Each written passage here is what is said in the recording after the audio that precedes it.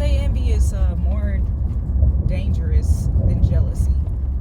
But one thing worse than envy, one thing more dangerous than envy is survivor's jealousy. And that's somebody basically being jealous jealous and envious that you fucking survived what they put you through. So the people that are the most angry at you, it's not the people who fail it. They're not mad at you because they failed in the process. They failed at their mission. Not only did they fail at their mission, they failed in the process, and they're now reaping terrible karma that they're trying to hide and riding around trying to act like everything is Gucci, and trying to scare you out of your ascensions.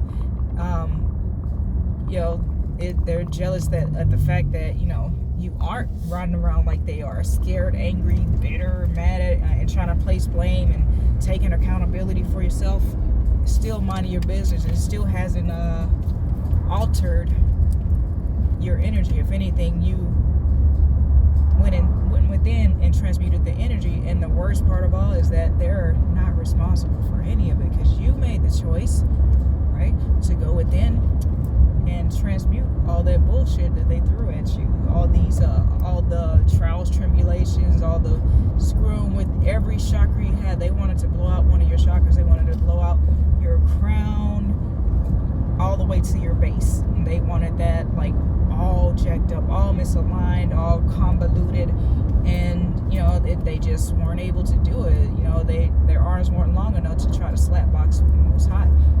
And you can definitely because a lot of us were isolated, and my thing is, and I'm an introvert, so you can't isolate an introvert. We like that shit. It's just okay, cool, that's less people for me to worry about as far as betrayal and drama and bringing unnecessary strife into my life. But it's if you're gonna do that from the outside. Kind of like how you're gonna hate from outside the club. You can't even get in. Even though I've never been a real club person, that shit just not my scene. I've been to a couple, don't knock it till you try it. It ain't for me. Nobody I've ever met, that was worthwhile has come from a club. Maybe some flames, maybe, and that would be about all you would be people will be looking for in a club. I would be there really just to check out the scene and try to get over my anxiety and my what I thought at the time was antisocial. I'm like, no, I just don't fit in with this energy. I don't fit in with these people. We are not on the same mental frequency, spiritual frequency, or otherwise, because I like working out and I like having good hygiene, and these people did not. A lot of these chicks, and I'm not saying this is every chick in the club, didn't know that you're supposed to wipe front to back. And I just can't fuck with that. Just please, remove your. I remove myself, and that's what my default is to remove myself from toxic people, places, and things. If it doesn't fit my greatest and highest good, I'm removing myself. Unfortunately though, I got pursued by some of this toxic bullshit, these toxic trash people that I really did want to get away from, and they, tried to pretend that they were something that I wanted to be around. The same motherfuckers sitting around doing ice bucket challenges or something like that, and showing their cash on social media, and then daring somebody to come rob them or something. They get robbed and they want to be mad about it and go, and then turn around in the same breath and get mad about you posting high vibrational shit on Facebook. And, for your own survival, for the survival of the collective, let's put it like that, and so, to help people with their mental state to survive this. So some people who are suicidal possibly won't off themselves. And, they don't want us as a collective to survive, because that means if we survive, the frequency gets higher and there's more room for these people. And, it's like putting up a security upgrade, a spiritual security upgrade system. The more eyes the collective gets in front of as their true and authentic self, and that's what they never want us to do. They don't want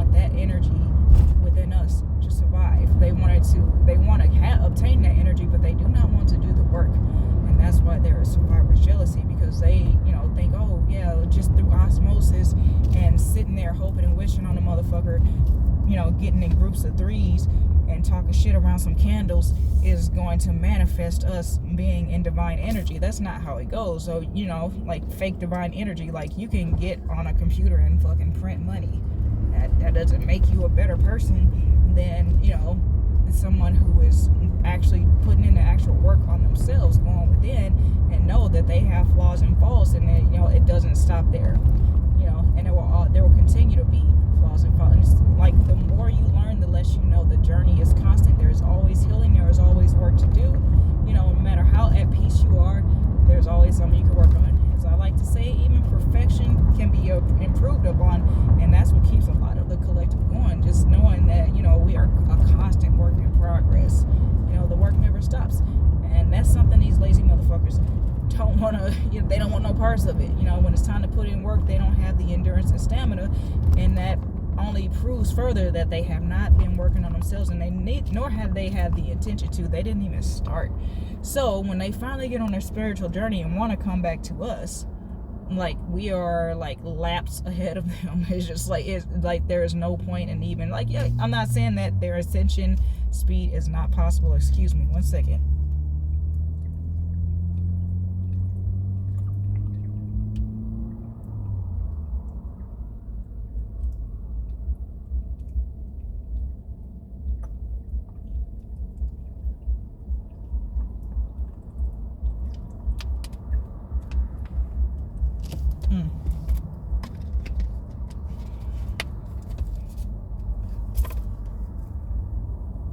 Yeah, so yeah, water bottle challenge, you know, they doing ice bucket challenge, or, you know, Hennessy challenge, or whatever the fuck they're doing out there. Water bottle challenges, you know, get on that level, and then, you know, maybe you can come speak to the collective after you cleared your breath of the drugs and alcohol, right? So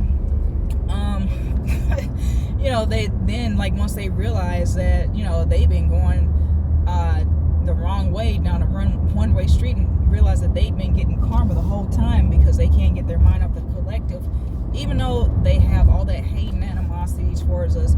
They follow us around and they can't take their minds off us, and they're clinging to us for dear life, trying to make us need them, when in fact the whole time they followed us because their spirit, their soul needs us, right? That's what they call it, a soulmate, soul journey, you know. But they were supposed to go, the only thing is they were supposed to go down their own path, and they were lost and didn't realize they were lost, and came on our journey on the wrong damn path, you know, as a tag along, kind of like, you know, an annoying sidekick, but not even, you know, but not on our side, like, you know, that arch nemesis that, you know, isn't even worthy to be the arch nemesis. It's like they're not even, they found out that they're not even worthy to be our karmic, you know, they're not even a worthy adversary. And, you know, that, I'm pretty sure that's a tough that's a tough realization. Sorry, the seatbelt was chafing my skin over here. And yeah, survivor jealousy. Like they did all this. They threw out all this dark magic, this black magic, these what do you call it? This word magic, these you know, projections and stuff of what they were really doing behind the scenes, you know. And most of their magic was about, like I said in the previous videos, it was revolved around our lower chakras, and, you know, that was kind of where they were vibing so high that was the only place their grappling hooks would reach. Were already vibing too high for them to reach in the first place, and they you know, they tried to climb, and they really, you know, they did a lot of reaching. They really touched nothing. With, like, the Most High let them think they were in control or doing or touching something just to keep them busy, basically. And, you know, I guess, you know, people think that the Most High and the devil are enemies. Like, the Most High ain't got time for enemies. Like, you can't be an enemy to the Most High. The Most High will use you regardless. So, you know, it's kind of like they're working hand in hand. It's like the people who want to go on the other path can go on the other path with, you know, with the demonic energy, the devil energy, right? And the devil energy just keeps them busy with illusions, letting them think they're winning, letting them think they're negatively affecting you. And and that devil energy within yourself, with the actual devil energy, if you decide to follow that devil energy, then it'll lead you down the path until it's that time release, where at just the right time you realize you done fucked up. And it's a beautiful thing to realize that. It's just like I was, another moment of reflection. I'm in my head a lot, because heaven and hell really are in the mind. And these people live in a perpetual state of hell, and that's why all they know how to do is try to make somebody else's life hell, because they can't have heaven on earth. They can't go home, because that's hell to them. That's a greater hell than what they're trying to create for you, and that is their karma. Like, what are you going home to that makes you come out here and do this every day? That's my question. That makes you try to come out and create no level of revenge is worth the shit storm of karma that they go through, and don't realize they just think they're just a hard ass or whatever, when they're out in these streets thinking they're really about this life. And the devil is like, oh yeah, that ass is mine, when that time release, and that leaves you standing in a pool of your own shame and tears, and realizing that in a like a long cycle of regret and guilt, and until you finally learn your lessons. And then there's a lesson of forgiveness of yourself. And after they get over the jealousy of all the shit that they put you through, they realize that that's the shit that they wouldn't have survived at that stage in their life, at that frequency in their life. They realized that the whole time they truly did not know that they were telling on themselves. They put you through shit, and your enemy, your ops, or whoever they're trying to be your enemy, they can't, because they're not even worthy to be that. And that's the sad reality of being a karmic, right? Is they find out that they wasted all this time when they could have been on a whole healing journey, and really healing themselves and being the leader that they thought they were, when they were leaving all these people down the wrong damn path. And and that's the karmic cycle. It's you talk about feeding the machine. It's so well, the divine plan is just a well-oiled machine. All these souls, they reincarnate here on earth and learn these lessons. Some people, they have to repeat cycles, repeat the same grade and everything like that, and come back here and learn more of the same lessons. Should have went that way. But with that said, you guys, water bottle challenge. Take care of yourselves. Take care of each other. We're all here to heal and help heal. And everybody who, and use our free will to do so. And